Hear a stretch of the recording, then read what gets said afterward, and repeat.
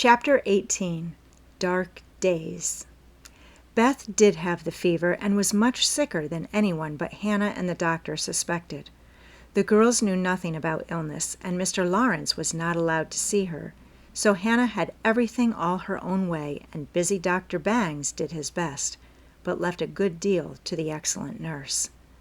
Meg stayed at home, lest she should infect the Kings, and kept house, feeling very anxious and a little guilty when she wrote letters in which no mention was made of Beth's illness. She could not think it right to deceive her mother, but she had been bidden to mind Hannah, and Hannah wouldn't hear of Mrs. March being told and worried just for such a trifle. Jo devoted herself to Beth day and night. Not a hard task, for Beth was very patient, and bore her pain uncomplainingly as long as she could control herself. But there came a time when during the fever fits she began to talk in a hoarse, broken voice, to play on the coverlet as if on her beloved little piano, and try to sing with a throat so swollen that there was no music left. A time when she did not know the familiar faces round her, but addressed them by wrong names, and called imploringly for her mother. Then Jo grew frightened. Meg begged to be allowed to write the truth, and even Hannah said she would think of it, though there was no danger yet.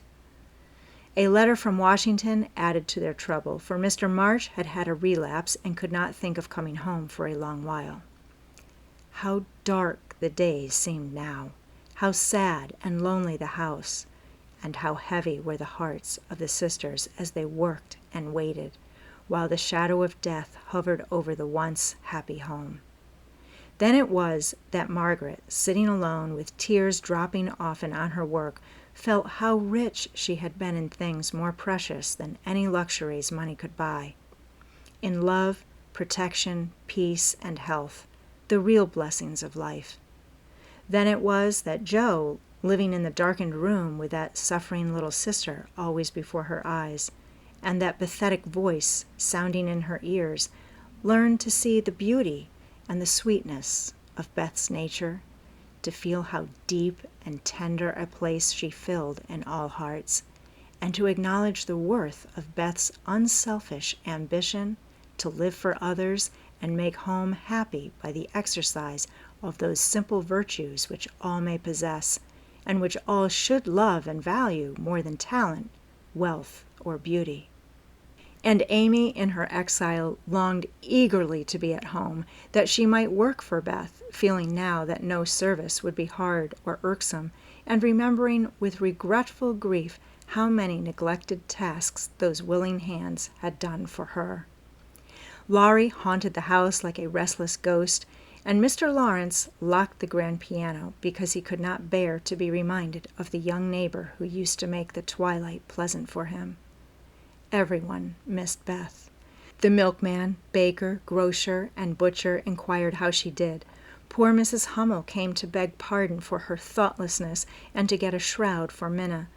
The neighbors sent all sorts of comforts and good wishes, and even those who knew her best were surprised to find how many friends shy little Beth had made.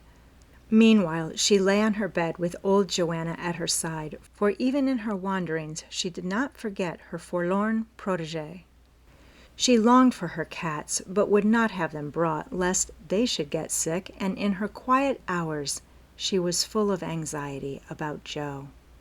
She sent loving messages to Amy, bade them tell her mother that she would write soon, and often begged for pencil and paper to try to say a word, that father might not think she had neglected him. But soon even these intervals of consciousness ended, and she lay hour after hour, tossing to and fro with incoherent words on her lips, or sank into a heavy sleep, which brought her no refreshment. Dr. Bangs came twice a day. Hannah sat up at night. Meg kept a telegram in her desk all ready to send off at any minute, and Jo never stirred from Beth's side. The 1st of December was a wintry day indeed to them, for a bitter wind blew, snow fell fast, and the year seemed getting ready for its death. When Dr. Bangs came that morning, he looked long at Beth, held the hot hand in both his own a minute, and laid it gently down, saying in a low tone to Hannah, "If Mrs. March can leave her husband, she'd better be sent for." Hannah nodded without speaking, for her lips twitched nervously. Meg dropped down into a chair as the strength seemed to go out of her limbs at the sound of those words, and Joe, after standing with a pale face for a minute, ran to the parlor, snatched up the telegram, and throwing on her things, rushed out into the storm. She was soon back, and while noiselessly taking off her cloak, Laurie came in with a letter, saying that Mr. March was mending again. Joe read it thankfully, but the heavy weight did not seem lifted off her heart, and her face was so full of misery that Laurie asked quickly, "What is it? Is Beth worse?"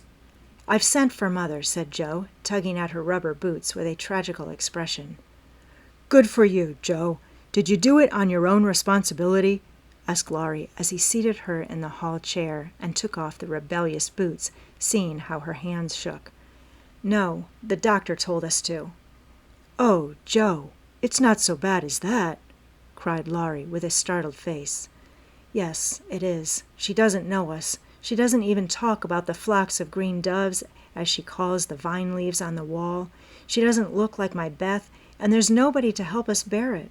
Mother and Father both gone, and God seems so far away, I can't find him." As the tears streamed fast down poor Joe's cheeks, she stretched out her hand in a helpless sort of way, as if groping in the dark, and Laurie took it in his, whispering as well as he could with a lump in his throat, "I'm here. Hold on to me, Joe dear." She could not speak, but she did hold on, and the warm grasp of the friendly human hand comforted her sore heart, and seemed to lead her nearer to the divine arm which alone could uphold her in her trouble. Laurie longed to say something tender and comfortable, but no fitting words came to him, so he stood silent, gently stroking her bent head as her mother used to do. It was the best thing he could have done, far more soothing than the most eloquent words, for Joe felt the unspoken sympathy, and in the silence learned the sweet solace which affection administers to sorrow. Soon she dried the tears which had relieved her, and looked up with a grateful face. "Thank you, Teddy. I'm better now. I don't feel so forlorn, and will try to bear it if it comes." "Keep hoping for the best. That will help you, Joe. Soon your mother will be here, and then everything will be right." "I'm so glad Father is better. Now she won't feel so bad about leaving him. Oh, me, it does seem as if all the troubles came in a heap, and I got the heaviest part on my shoulders," sighed Joe, spreading her wet handkerchief over her knees to dry. "Doesn't Meg pull fair?" asked Laurie, looking indignant. "Oh, yes, she tries to, but she can't love Bethy as I do, and she won't miss her as I shall. Beth is my conscience, and I can't give her up. I can't. Down went Joe's face into the wet handkerchief, and she cried despairingly, for she had kept up bravely till now, and never shed a tear. Laurie drew his hand across his eyes, but could not speak till he had subdued the choky feeling in his throat and steadied his lips. It might be unmanly, but he couldn't help it, and I am glad of it. Presently, as Joe's sobs quieted, he said hopefully, "I don't think she will die. She's so good, and we all love her so much. I don't believe God will take her away yet." "The good and dear people always do die," groaned Joe, but she stopped crying, for her friend's words cheered her up in spite of her own doubts and fears. "Poor girl, you're worn out. It isn't like you to be forlorn. Stop a bit. I'll hearten you up in a jiffy." Laurie went off 2 stairs at a time, and Joe laid her wearied head down on Beth's little brown hood, which no one had thought of moving from the table where she left it. It must have possessed some magic, for the submissive spirit of its gentle owner seemed to enter into Joe, and when Laurie came running down with a glass of wine, she took it with a smile and said bravely, "I drink health to my Beth. You are a good doctor, Teddy, and such a comfortable friend. How can I ever pay you?" she added, as the wine refreshed her body as the kind words had done her troubled mind. "I'll send in my bill by and by, and tonight I'll give you something that will warm the cockles of your heart better than quarts of wine," said Laurie, beaming at her with a face of suppressed satisfaction at something. "What is it?" cried Joe, forgetting her woes for a minute in her wonder. "I telegraphed to your mother yesterday, and Brooke answered she'd come at once, and she'll be here tonight, and everything will be all right. Aren't you glad I did it?" Laurie spoke very fast and turned red and excited all in a minute, for he had kept his plot a secret, for fear of disappointing the girls or harming Beth. Joe grew quite white, flew out of her chair, and the moment he stopped speaking she electrified him by throwing her arms round his neck and crying out with a joyful cry, "Oh, Laurie! Oh, Mother! I am so glad!" She did not weep again, but laughed hysterically, and trembled and clung to her friend as if she was a little bewildered by the sudden news. Laurie, though decidedly amazed, behaved with great presence of mind. He patted her back soothingly, and finding that she was recovering, followed it up by a bashful kiss or two, which brought Joe round at once. Holding on to the banisters, she put him gently away, saying breathlessly, "Oh, don't! I didn't mean to. It was dreadful of me. But you were such a dear to go and do it in spite of Hannah that I couldn't help flying at you. Tell me all about it, and don't give me wine again. It makes me act so." "I don't mind," laughed Laurie as he settled his tie. "Why, you see, I got fidgety, and so did Grandpa. We thought Hannah was overdoing the authority business, and your mother ought to know. She'd never forgive us if if anything happened, you know. So I got Grandpa to say it was high time we did something, and off I pelted to the office yesterday, for the doctor looked sober, and Hannah most took my head off when I proposed a telegram.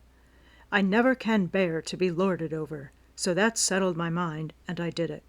Your mother will come, I know, and the late train is in at 2 a.m. I shall go for her, and you've only got to bottle up your rapture and keep Beth quiet till that blessed lady gets here." "Laurie, you're an angel! How shall I ever thank you?" "Fly at me again. I rather like it," said Laurie, looking mischievous, a thing he had not done for a fortnight. "No, thank you. I'll do it by proxy when your grandpa comes. Don't tease, but go home and rest, for you'll be up half the night. Bless you, Teddy, bless you." Joe had backed into a corner, and as she finished her speech, she vanished precipitately into the kitchen, where she sat down upon a dresser and told the assembled cats that she was happy, oh so happy, while Laurie departed, feeling that he had made rather a neat thing of it. "That's the interferingest chap I ever see, but I forgive him and do hope Mrs. March is coming on right away," said Hannah, with an air of relief when Joe told the good news. Meg had a quiet rapture and then brooded over the letter, while Joe set the sick room in order, and Hannah knocked up a couple of pies in case of company unexpected. A breath of fresh air seemed to blow through the house, and something better than sunshine brightened the quiet rooms. Everything appeared to feel the hopeful change. Beth's bird began to chirp again, and a half-blown rose was discovered on Amy's bush in the window. The fires seemed to burn with unusual cheeriness, and every time the girls met, their pale faces broke into smiles as they hugged one another, whispering encouragingly, "Mother's coming, dear, Mother's coming." Everyone rejoiced but Beth. She lay in that heavy stupor, alike unconscious of hope and joy, doubt and danger. It was a piteous sight. The once rosy face so changed and vacant, the once busy hands so weak and wasted, the once smiling lips quite dumb, and the once pretty, well-kept hair scattered rough and tangled on the pillow. All day she lay so, only rousing now and then to mutter, "Water," with lips so parched they could hardly shape the word.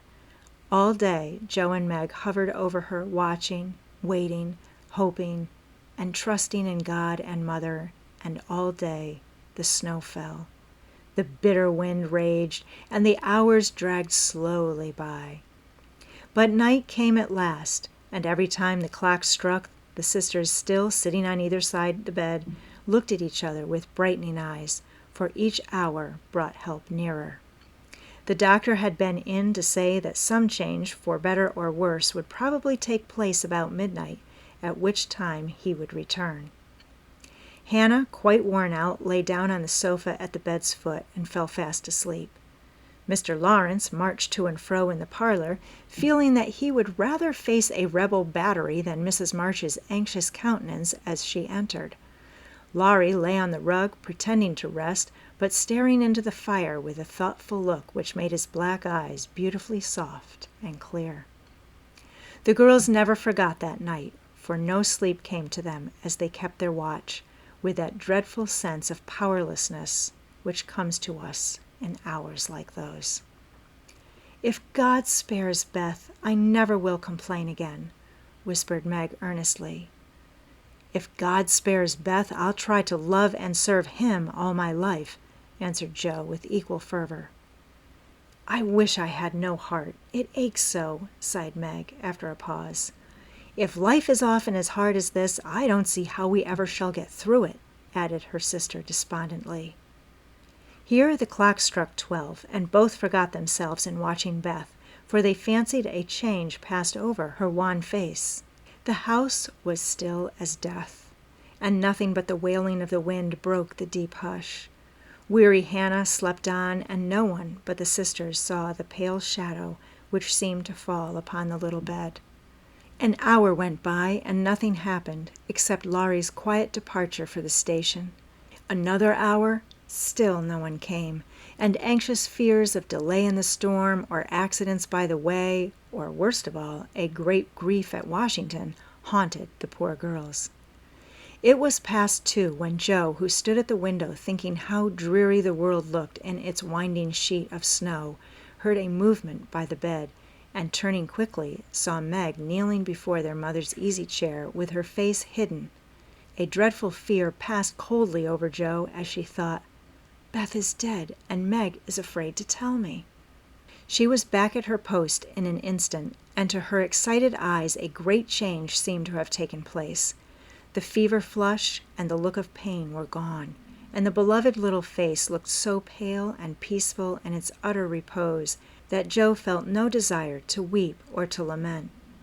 Leaning low over this dearest of her sisters, she kissed the damp forehead with her heart on her lips and softly whispered, "Goodbye, my Beth, goodbye."